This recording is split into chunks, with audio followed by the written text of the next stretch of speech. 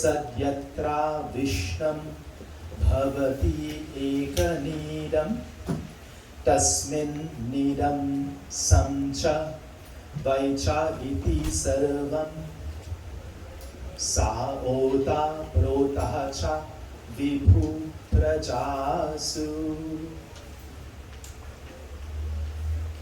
Only the enlightened sage or the person who's enlightened see or behold with that inner eye, that inner intellect, and understand God. My dear brothers, sisters, children of one God, Namaste. As I do with my pravachans, I always seek to leave you with a realistic takeaway message. Something, some idea, some Vedic thought, some truth about our existence that if you practice will be life-changing. So of all the things that I'll tell you, take one idea, apply it in your life, and it changes our lives. Today, especially for my two sisters celebrating their birthdays, let us talk about reaching for a higher standard. Elevated thinking, elevated behavior. My behan Gita, Vanisha, good to see you. So I'll begin by asking you a question, and maybe with a possible show of hands. How many of you, over the last year, you did a Yajna at home, or you came to Mandir and you sat in Satsang? You sat here as Yajmaan. How many of you? Very good. Now I'll ask you another question. To fully engage yourself in Satsang, to fully engage yourself in your day of Yajna, how did you prepare yourself? Well, first let's understand that there are two different types of preparation. One is the physical, and one is what I call the mental, spiritual preparation. How did you prepare? Or was there no preparation on your part? You just came and you sat down to satsang. Let's look at it a little differently. If you prepare on going on a trip, a long drive, you need to plan, right? When are you going? What date? What time are you leaving home? What do you need for your trip? How much of what do you need? Who do you need to accompany you on your trip? And when you start driving, you must focus on your destination. That is premium. You cannot get distracted and drive to places that takes you away from your destination. So, you schedule a yajna for your birthday, let's say. You have selected a date. You reached out to your pandit and you made sure he's available on that day, and then you started calling your family and friends and you invited them all to that big day, right? As your day of Yajna got closer, you started getting the stuff for your sacrifice, our havan, your ghee, sangri, your wood, diya, kunda, utensils. Many of you may have in the past, and as we age, have felt a bit lost. Over the years, you felt you have not accomplished much, sometimes spiritually, that is. Now you're getting older and you begin to feel that inside longing. You begin to feel that yearning to understand yourself. You want to pray to God. You want to know more. You want to delve into spirituality a little bit. So you feel really good about your upcoming yajna. So you have done your physical preparation, gathering this stuff. If you did it at home, you collected all the things, you built a tent in your backyard, you invited your friends and family, you arranged food for that big day. But how should you prepare your mind? What kind of mental preparation do you need to do? After all, that is the most important part of preparation, your mind. Sometimes we are lost because we are doing a yajna for the wrong reasons. Yes, there are those who do yajna only because they want to impress others, they want to show off to others, they want to show what they have in their new cars and their big houses and their money. Do not be this person. Do not do yajna for the wrong reason. So, in this verse of this bhajan, there is a clue. Ganga nahane Haridwar Kashi gaya, Ganga nahate hi man mein khayal gaya. Ganga nahane Haridwar Kashi gaya, Ganga nahate hi man mein khayal gaya. Tan ko dhoya magar man ko धोया नहीं, फिर गंगा नहाने से क्या फायदा, कभी प्यासे को पानी पिलाया नहीं, बाद अमृत पिलाने से क्या फायदा. Beautifully put. Verse says that we went to bathe in the river Ganges.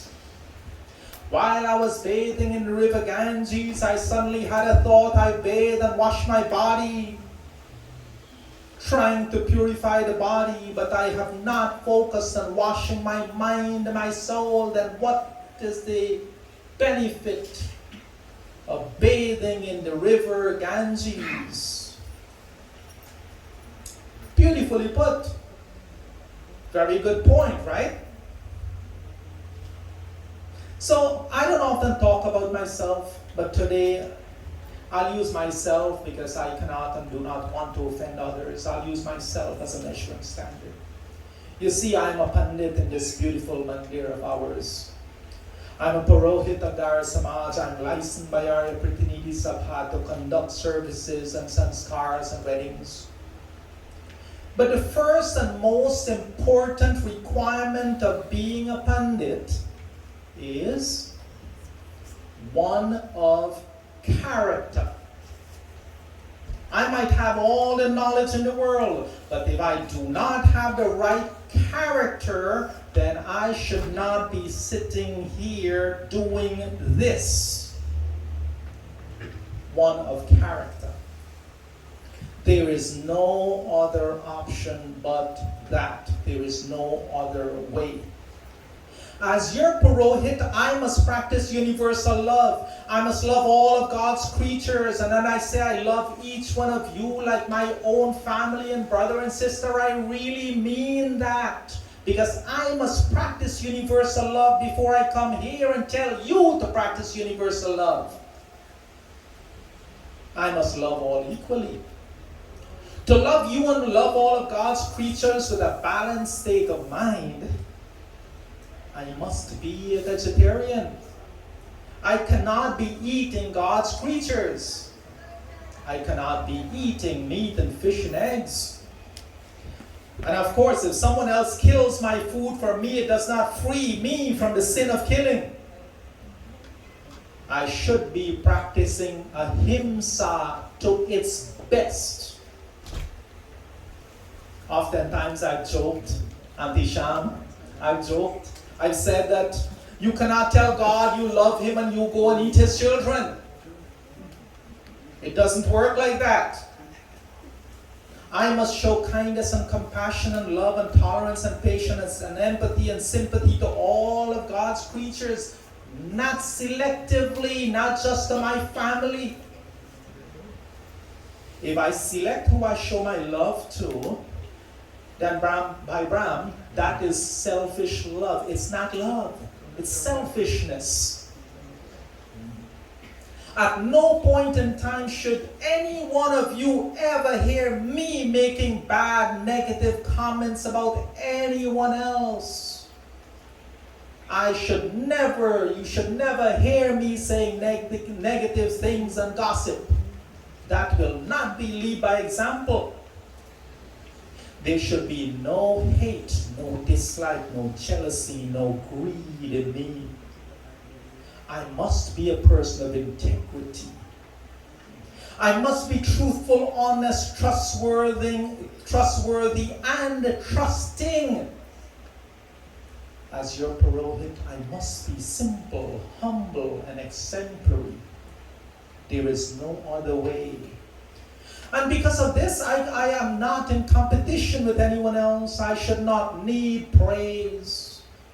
And I should not need to impress anyone else. As I'm sitting here before you, and if I am making any effort to impress the camera, Facebook, or anyone else, I am not doing my own spiritual growth justice. That is not being selfless. So, why do I think this way? And many of you, Auntie Sham, Pandita Jas, my Behan Vidi, my Bhai Ram, I'm asking and I'm telling you this because I want you, all of you, to follow in this way. My fellow souls, for me, this spiritual journey, this life of mine, this entire life of mine is a yajna. That's how it ought to be. I must live every single minute, every single day, every single year as a yajna. This life for me is a yajna. But don't be afraid. I will not ask you to do the same things I do every day. But what I'm going to ask you is do some of these things for some period of time in your preparation and participation in Yajna.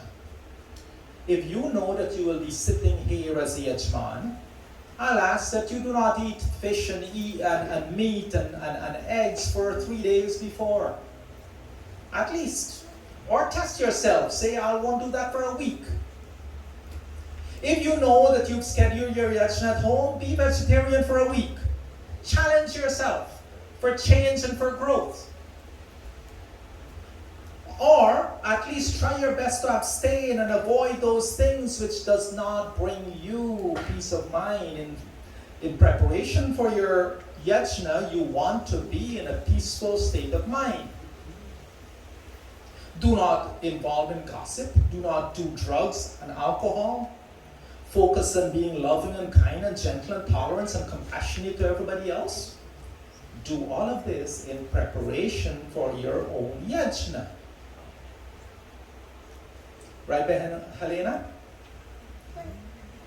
I shouldn't have to tell you this, but every time if you do this, you will be using this to establish discipline in your own life. And you know one of the beautiful things about discipline? Once you establish discipline in one aspect of your life, it transcends all the other areas of your life. That is how discipline works. That's why in every culture, somewhere, somehow, they ask you to fast. Because once you establish discipline, it transcends everything else.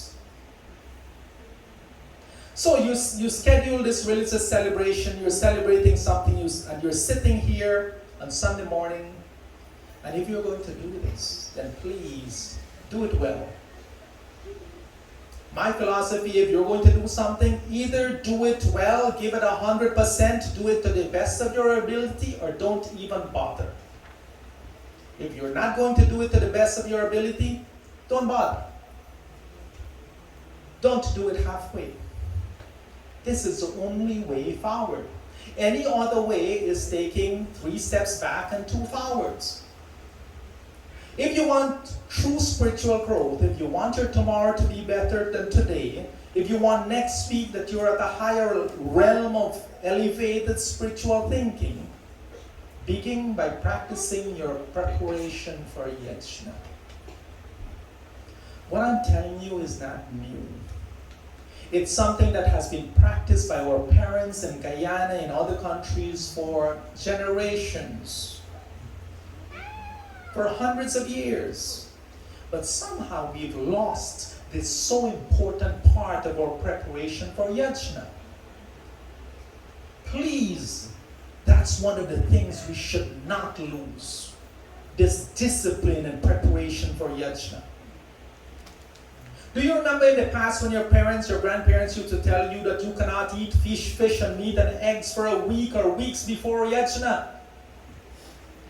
Do you remember when they used to advise you to keep your mind clean? Do not go with your friends. No, don't go out of the house. Stay inside the house. Be pure in thought. Commit yourself to your Yajna. Do you remember when they used to send you out to pick flowers to go to Mandir? They used to make sure that you bathe, you dress in clean clothes, and with a pure mind, cheery smile on your face, possibly prayer in your mind, you go and you pick flowers. That is also preparation for Yajna. These are the kind of things we do not do anymore. Why? But today I'll ask you, let us begin to think like this again. If you know that you're going to be at Yajmaan here for 3 days before, challenge yourself. And if you do, you will know that I will never tell you something unless I am first doing it. I must be practicing something before I come to you and tell you how to do it. I must understand the meaning of mantra, and I must be practicing the meaning of that mantra in my own life, in every aspect of my life, before I come to you and tell you that you must practice that. As your Purohit, that's how I must be. There's no other way. And because of this, there are times when I will bring you the most uncomfortable of truth. I will tell you things that makes you a little bit uncomfortable, and that's okay. That's a process of growth. Not everything is easy. So let me emphasize a few points before I close. What we give out to the universe comes back to you multifold. If you send out love, you get back more love. If you send out hate and dislike to the universe, you get back more of hate and dislike in your own life. If you're being intolerant and you do not forgive others, then you will have that same unforgiveness from all aspects of your own life and intolerance. But if you send out compassion and patience and tolerance and all that goodness, you get more of the same. And as far as money goes, as far as food goes, the more money and food you give to others, the more money and food comes to you. Most of us don't understand that, and we pinch the dollar and we do not give those who need. But my key point, one which is very uncomfortable for us to face. My Auntie Shan told me her knees are hurting. You know, I questioned her. I says, so your body is in pain. How is your mind? Is your mind in pain? Different story, right? Change how you think about it, right? So, have we stopped sending pain out to the universe? Have you stopped giving pain to other animals and creatures and people?